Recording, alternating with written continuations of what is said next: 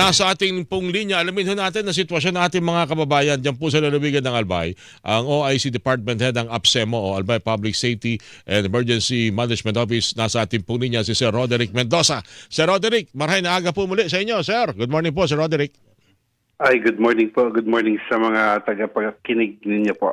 Si Orly Tined po ito sa Radyo na TV pa. Director, kumusta, Sir Roderick, kumusta po ang sitwasyon ngayon, lalo na ho yung inyong mga inililikas dahil baka maaring maapektuhan ng pag-ulan dulot ng bagyong Ada at epekto po nito sa nag-aalburuto pong Bulkang Mayon, Sir Roderick? Well, opo, kahapon pa ng hapon na nailikas natin yung mga persons who would be affected in case na magkaroon ng lahar flow dito sa bandang Ginawatan, yung lalong-lalo na dito sa may Masarawag area and then Maninila. Nandun na sila sa elementary school at nailikas na po kahapon pa hanggang gabi na ilagay na po sila sa kanya-kanyang evacuation center. Meron pa ho bang mga kailangan, bagamat alam natin marami nang binuksan mga evacuation center, may mga pangangailangan pa ho ba? Lalo-talo sa mga maaring kapos sa evacuation center dyan po sa inyo nalawigan? Well, sa evacuation centers naman usually yung mga bagong tayo ay mga malalaki ito at okay naman ang sapat naman.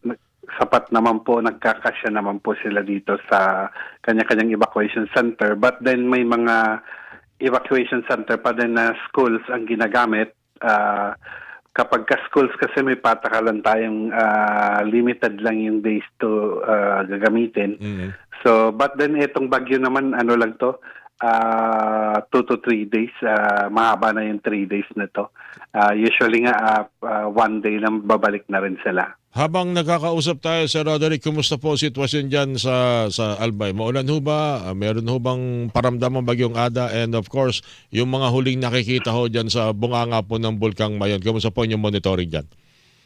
Konti lang yung ulan sa ngayon, medyo malakas konti yung hangin, but then ang ine-expect naman natin mamaya pa ito hanggang bukas, and then ang bagyo kasi according to Pag-asa is mag-recurve. So ang effect nito is up to up to Wednesday, Tuesday next week ang epekto nitong in-expect nating bagyo.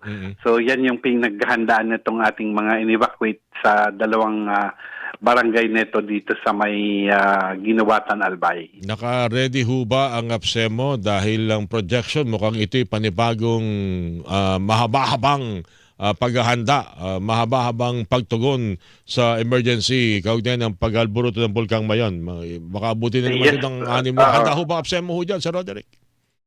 Yes, sir. Ang naman kasi ang lahar flow dito sa Ginawatan is has been going on since last year. So may mga paghahanda na ginagawa tayo at ang ating mga local government units. Kaya okay naman na tuloy-tuloy naman po ang ating operations, and then lalong-lalo na po doon sa pag-asikaso sa ating mga evacuees, and then sa kanilang kapakanan dito sa pagpasok sa evacuation center. Lalo na yung may mga iniindang karamdaman, ano po? Opo, may mga uso ngayon yung sipon ubo, sabay-sabay pa netong ulan. So kaya in-expect natin na may mga ganyang cases at deployed na yung ating provincial health unit monitoring team para po dito, tsaka yung lalong-lalo na yung Department of Health Region 5. We are in coordination with them para sa mga gamot na kinakailangan kung sakali. Sir Roderick, maraming salamat at makikibalita uli kami sa inyo dyan sa lalawigan ng Albay. Thank you po sa inyo, sir. Yes, sir. Thank you. Si Roderick Mendoza, mga kapuso, OIC Department Head ng Albay Public Safety and Emergency Management Office o APSEMO ang inyo pong napakinggan.